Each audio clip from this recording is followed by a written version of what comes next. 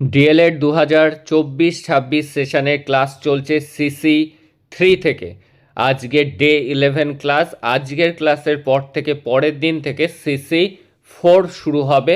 আমরা কিন্তু চ্যাপ্টার 7 পর্যন্ত গুরুত্বপূর্ণ কোশ্চেন প্রত্যেকটা চ্যাপ্টার কভার করে কিন্তু সেগুলি আমরা পড়ে নিয়েছি। যারা ক্লাসগুলিকে মিস করেছো, তোমরা যদি এই ক্লাসগুলিকে দেখে যাও, এক্সামে কোশ্চেন যদি ঘুরিয়ে ফিরিয়ে থাকে তাহলেও কিন্তু এই অভিজ্ঞতার দ্বারাই, অর্থাৎ এই কনসেপ্ট প্রত্যেকটা চ্যাপ্টার ওয়াইজ কিন্তু কনসেপ্ট ক্লিয়ার করা হয়েছে। প্রত্যেকটা চ্যাপ্টারের গুরুত্বপূর্ণ টপিকগুলি নিয়ে কিন্তু ক্লাস হয়েছে। তোমরা সেই ক্লাসগুলিকে ভিত্তি করেই কিন্তু এক্সামে তোমরা কিন্তু কোশ্চেন প্রত্যেকটা সঠিকভাবে লিখতে পারবে। দেখো, আজকেও একটি গুরুত্বপূর্ণ কোশ্চেন, মানসিক প্রতিবন্ধকতার বৈশিষ্ট্যগুলি কি কি? শিক্ষাদান যোগ্য মানসিক প্রতিবন্ধীদের শিক্ষাদানের উদ্দেশ্য ও নীতিগুলি আলোচনা করুন। সবথেকে গুরুত্ব দাও যে কনসেপ্টের উপর। আমাদের কিন্তু ভালো করে প্রত্যেকটা চ্যাপ্টারের কনসেপ্টগুলি, প্রত্যেকটা চ্যাপ্টারে কি বলা হয়েছে কি সম্পর্কে, সেগুলি জেনে গেলে আমরা কিন্তু কোশ্চেন বিট্রে করলেও লিখে আসতে পারবো। দেখো, মানসিক প্রতিবন্ধকতার বৈশিষ্ট্যগুলো আগে দেখে নেব। মানসিক প্রতিবন্ধকতাটা কি? মানসিক প্রতিবন্ধকতা বলতে এমন এক ধরনের অবস্থাকে বোঝায় যেখানে শিশুর বুদ্ধিভিত্তিক ক্ষমতা স্বাভাবিকের তুলনায় কম থাকে।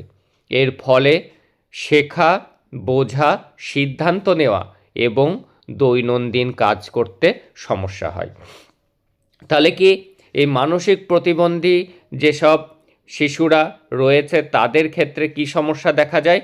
তাদের বুদ্ধিভিত্তিক ক্ষমতা স্বাভাবিকের তুলনায় কিন্তু কম থাকে, তাই তারা কিন্তু সব কিছু দেরিতে শেখে, তারা একটু লেটে বোঝে, তাদের শেখাটা একটু স্লো হয়, সিদ্ধান্ত গ্রহণে তাদের দেরি হয়, দৈনন্দিন কাজ করতে তাদের সমস্যা হয়। এবার বৈশিষ্ট্যগুলো আমরা একে একে দেখে নেব। মানসিক প্রতিবন্ধী শিশুদের কিছু সাধারণ বৈশিষ্ট্য দেখা যায়। এক, শেখার গতি স্বাভাবিক শিশুদের তুলনায় অনেক ধীর হয়। নতুন বিষয় বুঝতে ও মনে রাখতে বেশি সময় লাগে। নতুন বিষয় তারা কিন্তু বুঝতে তাদের দেরি হয় এবং মনে রাখার সমস্যা হয়, তাই এদের পড়ানোর সময় কিন্তু আমাদের বারবার করে সেইটা পুনরাবৃত্তি করতে হবে, অর্থাৎ রিভিশন দেওয়াতে হবে। বুদ্ধিভিত্তিক ক্ষমতা গড়ের নিচে থাকে, অর্থাৎ আইকিউ লেভেল স্বাভাবিকের তুলনায় কিন্তু কম থাকে।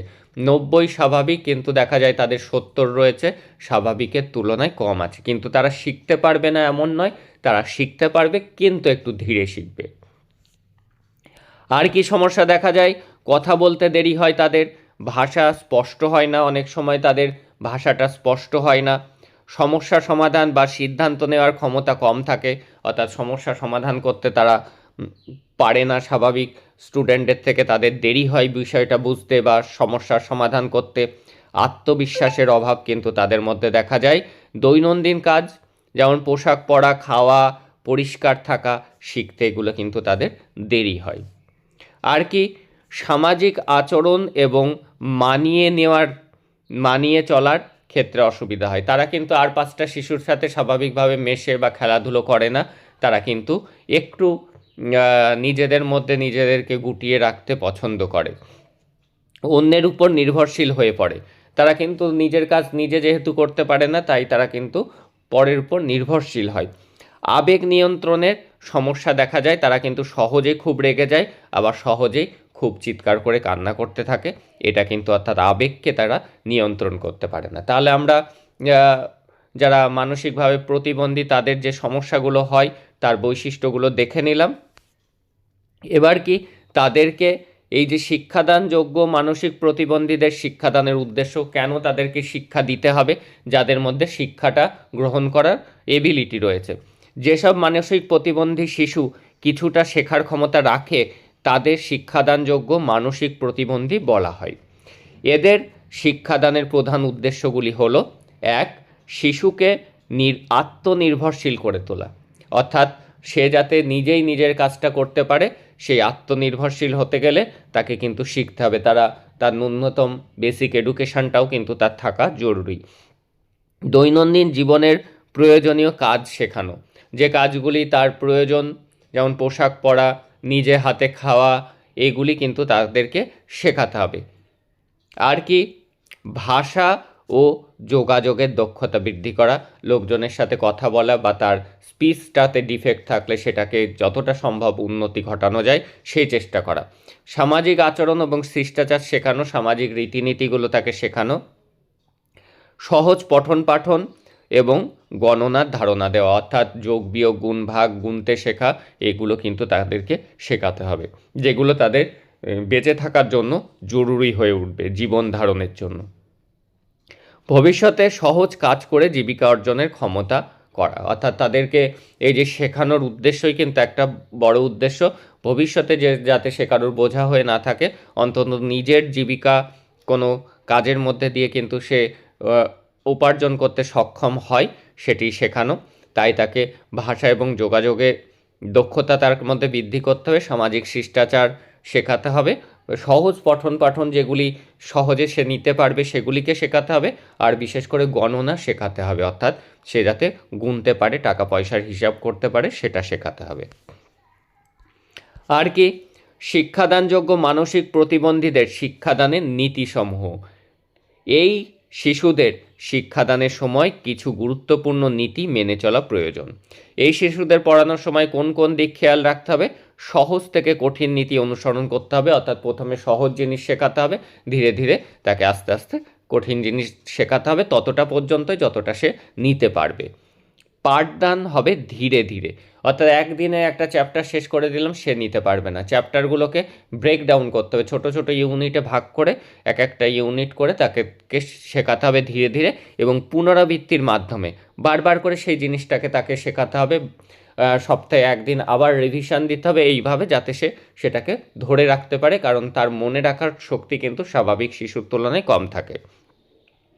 বাস্তব এবং স্বাভাবিক বিষয়ের উপর বেশি জোর দিতে হবে, মানে বাস্তব ভিত্তিক জীবনের উপর, ব্যবহারিক জীবনের উপর তাকে বিষয়ের উপর জোর দিলে সে সমাজের সাথে ফাইট করে টিকে থাকতে পারবে, সেই জন্য বাস্তব ভিত্তিক জিনিসের উপর জোর দিতে হবে। আর কি, ইন্দ্রিয় নির্ভর শিক্ষার নীতি, অর্থাৎ দেখা শোনা ছোঁয়া ব্যবহার করতে হবে, অর্থাৎ সে দেখে শুনে ছুঁয়ে সেটা সম্পর্কে ধারণা অর্জন করবে।